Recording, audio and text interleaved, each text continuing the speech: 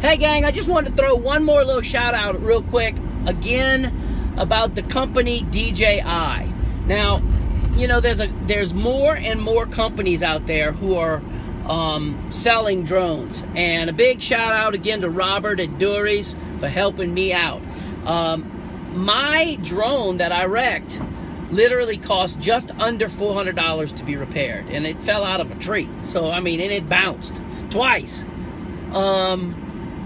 The camera and gimbal were literally bent, and there was some restriction. Sent it off.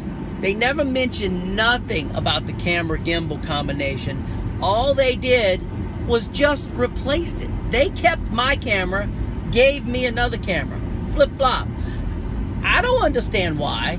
That don't make no sense where I'm from, but I am very appreciative. And I wanted to mention that to everybody on the Pro Forum that, hey, this is kind of a cool thing. They fixed the little arm that was broken and the other little arm that was broken and all that stuff, and charged me $400, and then turned around and shipped this thing back to me for free.